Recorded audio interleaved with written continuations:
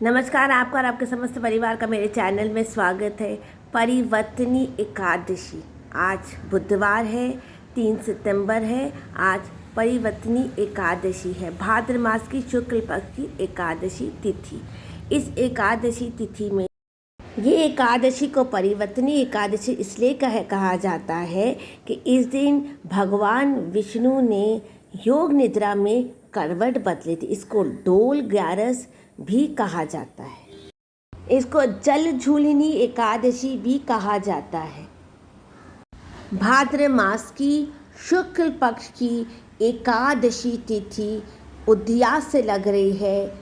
परिवर्तनी डोल ग्यारस जल झूलनी एकादशी, श्री कृष्ण भगवान को इस बार जल में भ्रमण करवाया था जल, इसलिए इसका नाम जल झूलनी एकादशी पड़ा। एक लाल रंग का या पीला रंग का आसन लेंगे, दोनों आसन भी आप ले सकते हैं। इस आसन में हम तिल का एक हम आसन बनाएंगे।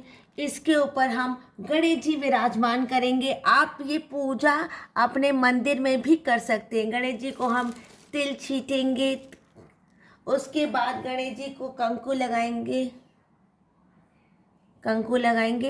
वक्रतुंड महाकाय सूर्य को हल्दी लगाएंगे।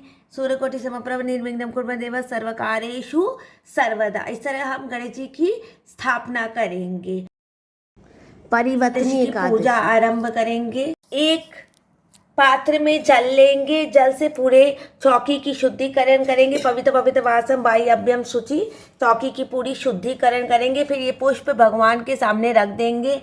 एक और पुष्प लेंगे, हाथ में संकल्प करेंगे कि आज मैं परिवर्तनी एकादशी डोल ग्यारस जल झूलनी एकादशी की पूजा कर रही। अपना गोत्र बोलेंगे, विवाहित है तो पति का गोत्र और विवाहित नहीं है तो पिताजी का गोत्र बोल के संकल्प करके, जैसा भी आप व्रत करते हैं फलहारी, जैसा भी आप व्रत करते हैं, गोत्र बोलकर आप संकल्प करके भगवान श्री हरि विष्णु और लक्ष्मी जी के चरण में पुष्प को समर्पित करेंगे। बाद नमो विष्णु विष्णु जी की पूजा आरंभ करेंगे। श्री विष्णवे नमः।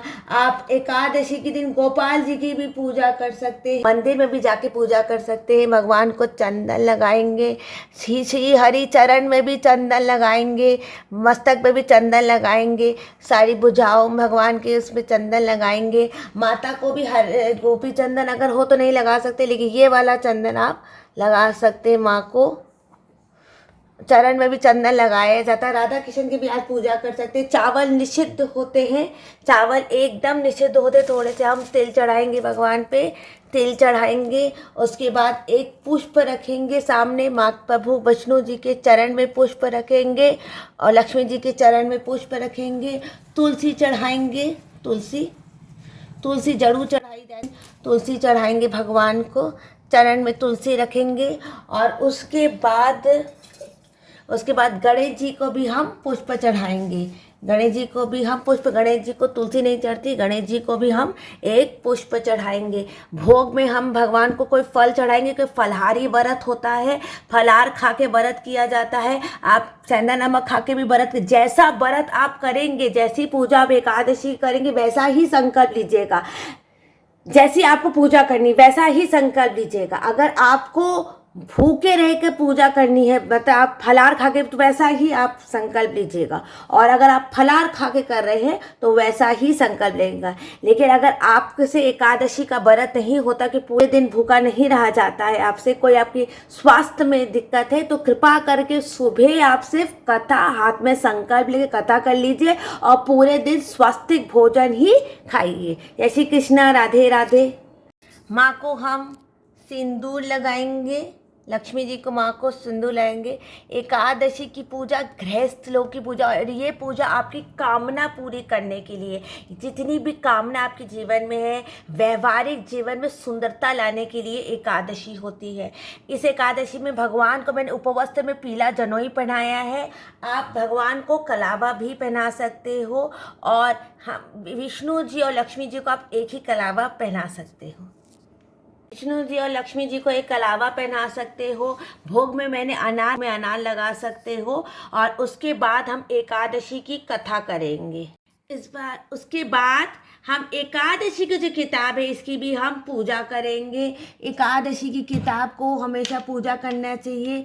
कथा करनी, अगर आप कथा करना चाहते तो आप इसी चौकी में एकादशी कथा किताब की पूजा करके फिर हाथ में पुष्प लेकर संकल्प करके आप चौकी में ही बैठ के आप एकादशी, इसी चौकी के सामने बैठ के एकादशी कथा कर सकते हैं, या तो अभी मंदिर में भी आप कथा कर सकते हैं एकादशी की कथा। कथा के लिए अलग से संकल्प लेने की ज़रूरत नहीं है। अगर जो व्रत में होता है उसी में आप संकल्प करके कथा कर सकते हैं। और अगर आपको सिर्फ कथा करनी है, व्रत नहीं करना, तो फिर आप एकादशी कथा के पहले हाथ में पुष्प लेकर संकल्प कीजिए कि आज मैं एकादशी कथा करें। फिर ये पुष्प एकादशी किताब के ऊपर रखिए। एकादशी की किताब के ऊपर हम थोड़ा सा तिल छीटेंगे। बहुत सरल तरीके से भगवान के सामने एक जल का हम पात्र रखेंगे।